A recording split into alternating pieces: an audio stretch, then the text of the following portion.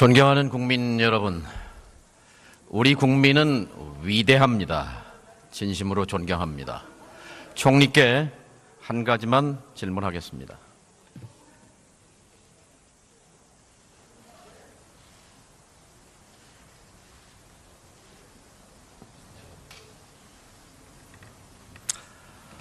총리께서는 최순실 사건과 관련해서 알고 계신 것 한 가지만 말씀해 주십시오. 최순실 씨가 현재까지 짐작한 데는 여러 가지 호가호위를 하면서 적절치 못하고 불법적인 일들을 한 것으로 생각을 해서 정부에서는 그 점에 관해서 수사 등의 방법으로 진상을 밝히기 위한 노력을 하고 있습니다. 개성공단 폐쇄 논의 같은 문제까지 논의했다는 것에 대해서 어떻게 생각하십니까? 저는 그 부분에 관해서는 전혀 그렇지 않다고 생각을 합니다. 개성공단의 폐쇄는 정부 내에서 여러 유관 부처들이 오랫동안 협의를 해서 처리를 한 것이고, 그 과정에서 누가 최순실이든 누구든 민간 누가 관여했다는 이야기를 저는 전혀 듣지 못했고, 또 그렇게 될 수도 없는 구조라고 생각합니다. 총리는 진실을 알고 계시지 못합니다. 총리는 해임 통보를 누구로부터 들으셨습니까?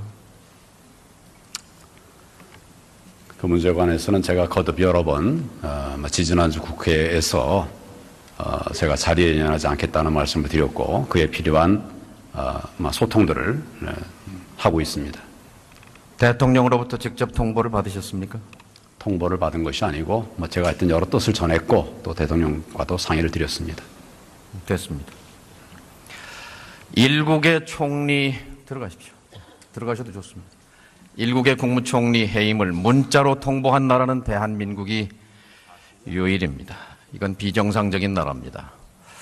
지난 4년 동안 대한민국에는 정상적인 권력이 존재하지 않았습니다. 두 가지만 말씀드리죠. 하나는요, 4년 동안 박 대통령은 기자회견을 한 번도 갖지 않았습니다. 아니다, 했다고 말하겠지만 그것은 기자회견이라고 할 수 없습니다. 기자회견은 국민을 대신해서 언론이 자유롭게 묻고 답하는 절차입니다. 지난 4년 동안 한 번도 국민과 소통하지 않았다는 것은 비정상입니다. 대통령의 국정 운영은 금력이나 강제력이 아니라 언력, 설득력을 통해서 국민 통합을 이루어 나가는 것입니다. 비정상입니다. 두 번째, 여기 계신 장관 18분을 포함해서 지난 4년 동안 어떤 장관도 대통령과 1대1로 독대한 사람이 없습니다. 여기 계신 분 중에 재직 중에 자신이 관장하고 있는 중요한 문제를 놓고 대통령과 1대1로 독대해서 토론하신 적이 있는 분 손 한번 들어보십시오. 예. 자, 심지어 대통령의 개인 참모인 정무수석, 외교안보수석까지 대통령을 독대한 적이 없다고 말합니다. 참 수수께끼입니다. 어떻게 이렇게 하고도 국정을 운영할 수 있을까? 이번에 최순실 사건을 보면서 의문이 풀렸습니다. 대통령 뒤에 비선 정부, 비밀 정부가 존재했던 셈입니다. 이렇게 비정상적인 국정 운영에도 불구하고 대한민국이 돌아갈 수 있었던 것은 전적으로 위대한 국민이 계셨기 때문입니다. 지금 국민 가슴속에 대통령은 존재하지 않습니다. 이솝 우화에 벌거벗은 임금님 얘기가 있습니다. 지금 박 대통령은 대통령이라는 비단 옷을 걸치고 있다고 스스로 믿고 있는지 모르지만 우리 국민은 진실을 꿰뚫어 보고 있습니다. 대구의 한 여고생의 동영상이 동영상을 수십만 국민이 봤습니다. 아들, 딸을 위해 피땀 흘려 일하는 사랑하는 부모님이, 아버지가 사회로부터 개돼지, 흙수저라고 불리는 이 처참한 현실 속에서 무언가 하지 않고는 견딜 수 없어 나왔다는 이 어린 학생의 얘기를 들으면서 가슴이 아팠습니다. 지금 박 대통령 앞에 놓인 길은 세 가지입니다. 하나는 지금 이대로 가는 것입니다. 임기를 이어가려는 시도가 계속되고 있습니다. 하지만 불가능합니다. 왜냐하면 이미 주권자의 마음을 떠났기 때문입니다. 3.15 부정선거를 저질렀던 이승만 대통령과 견줘서 국정을 농단하고 국기를 파괴한 박 대통령의 헌정유린이 더 가볍다고 말할 수 있겠습니까?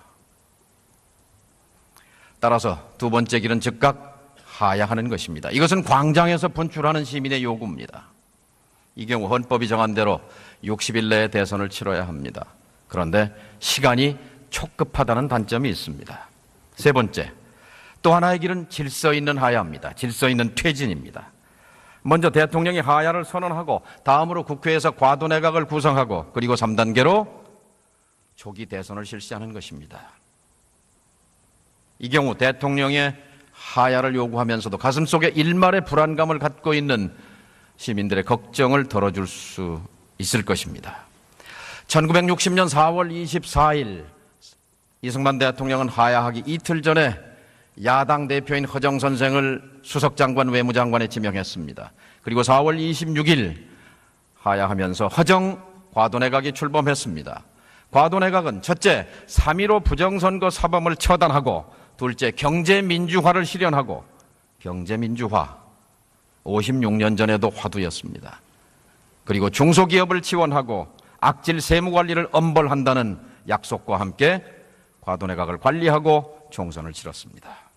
이번에도 질서 있는 하야를 통해서 과도내각이 검찰개혁, 재벌개혁, 정치개혁의 방향을 제시하고 조기 대선을 관리하면 됩니다. 이것이 질서 있는 퇴진이 박 대통령이 우리 국민에게 국가에 할 수 있는 최대한의 애국이라고 생각합니다. 미국에서 트럼프 대통령이 등장했습니다. 국내외적으로 난국입니다. 불확실성이 커졌습니다. 이제 안에서부터 불확실성을 제거하는 것이 첫 단계입니다. 지금은 사실상 실질적으로 대통령 유고 상태 아닙니까? 국제적으로도 대한민국의 국가 원수는 존재하지 않습니다. 오죽하면 23년 동안 참석했던 아시아 태평양 정상회담 APEC에도 나가지 못하는 형편 아닙니까? 지금 필요한 것은 박 대통령의 질서 있는 퇴진이라고 확신합니다. 지난 4년 동안 박근혜 정부의 외교안보 통일 정책은 의문투성이었습니다. 시스템은 붕괴했고 토론도 없었고 의견 수렴도 없었습니다. 일방적이고 기습적인 발표뿐이었습니다. 대표적인 것이 개성공단 폐쇄 조치요 사드 배치 결정이었습니다. 4년 전에 어렵게 개성공단 재개를 결정하면서 어떠한 경우에도 개성공단의 안정적 조업을 보장한다 이렇게 합의서 작성을 주도했던 남측 정부가 느닷없이 개성공단 폐쇄한 것을 어떻게 납득할 수 있겠습니까? 주무장관인 통일부 장관은 철저하게 배제됐습니다. 그리고 입주기업에 불과 3시간 전에 통보됐습니다. 충동적인 결정이었습니다. 사드 배치 발표 역시 주무장관, 국방장관은 배제됐습니다. 국방부 실무자들은 배치 후보지인 성주에 답사 한번 가보지 않은 상태에서 배치됐습니다. 충동적인 결정이었습니다. 그런데 이 모든 수수께끼들이 최근 드러나고 있는 최순실 국정농단 사태를 대입해보면 모든 것이 다 풀립니다. 이것만으로도 박근혜 대통령은 탄핵의 명명백백한 대상이 됩니다. 내일 국민은 전국에서 100만 개의 촛불을 들 것입니다. 저마다 가슴에 희망을 품고 광장으로 나올 것입니다. 불의와 불법과 비리가 판치는 세상을 끝내고 정의와 인권이 살아 숨쉬는 민주공화국을 꿈꾸면서 광장에 쏟아져 나올 것입니다. 장사 안 되고 취직 안 되고 직장이래야 기껏 비정규직밖에 없는 이 참담한 현실을 불평등 해소를 통한 복지국가로 가고 평화로운 한반도의 평화국가로 가는 꿈을 꾸면서 광장에 몰려 나올 것입니다.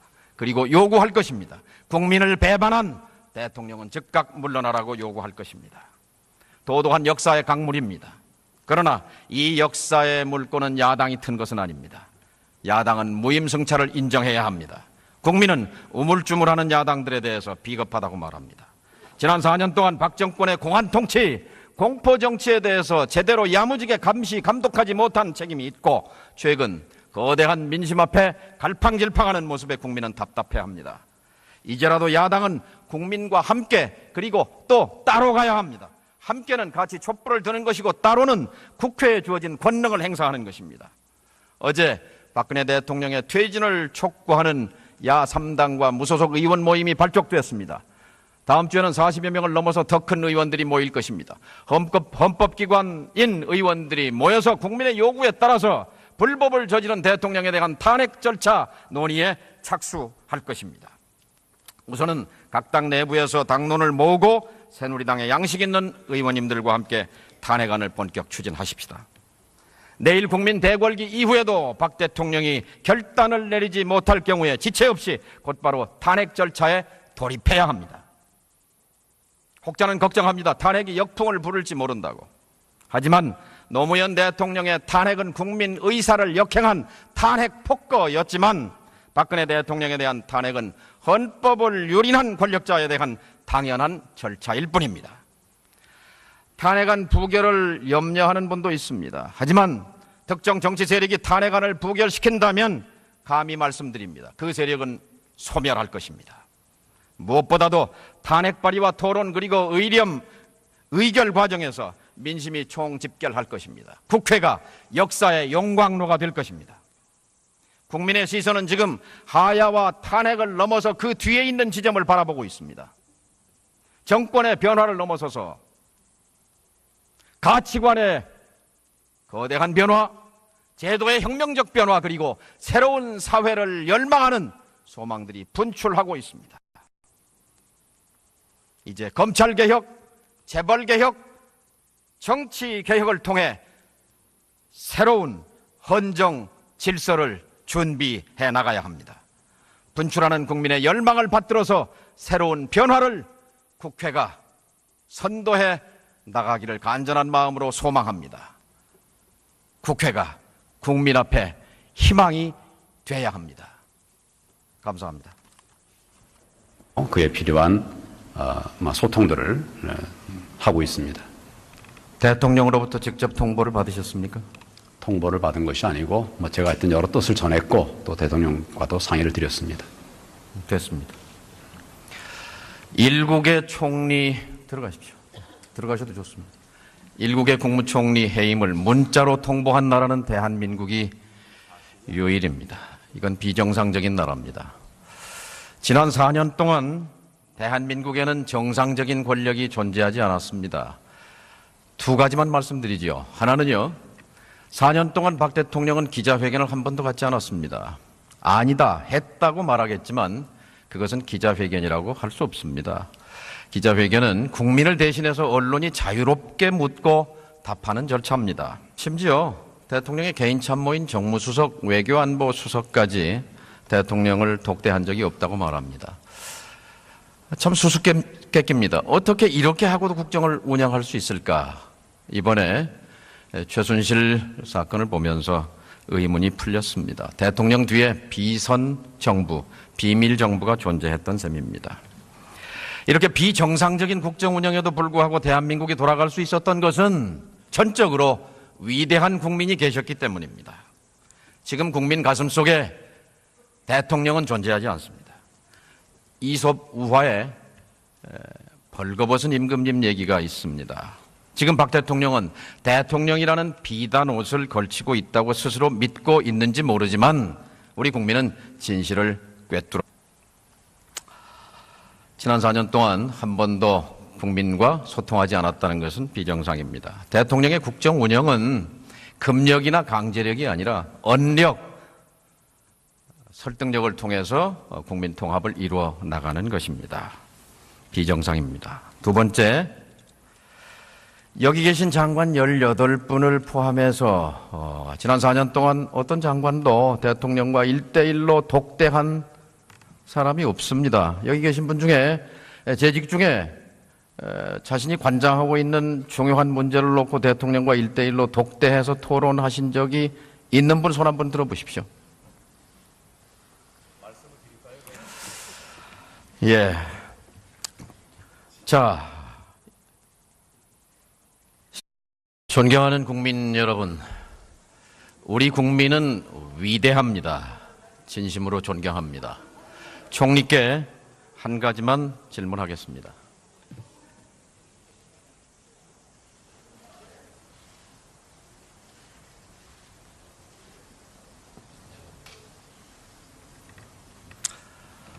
총리께서는 최순실 사건과 관련해서 알고 계신 것 한 가지만 말씀해 주십시오. 최순실 씨가 현재까지 짐작한 데는 여러 가지 호가호위를 하면서 적절치 못하고 불법적인 일들을 한 것으로 생각을 해서 정부에서는 그 점에 관해서 수사 등의 방법으로 진상을 밝히기 위한 노력을 하고 있습니다. 개성공단 폐쇄 논의 같은 문제까지 논의했다는 것에 대해서 어떻게 생각하십니까? 저는 그 부분에 관해서는 전혀 그렇지 않다고 생각을 합니다. 개성공단의 폐쇄는 정부 내에서 여러 유관 부처들이 오랫동안 협의를 해서 처리를 한 것이고, 그 과정에서 누가 최순실이든 누구든 민간 누가 관여했다는 이야기를 저는 전혀 듣지 못했고, 또 그렇게 될 수도 없는 구조라고 생각합니다. 총리는 진실을 알고 계시지 못합니다. 총리는 해임 통보를 누구로부터 들으셨습니까? 그 문제에 관해서는 제가 거듭 여러 번 지지난주 국회에서 제가 자리에 연연하지 않겠다는 말씀을 드렸고,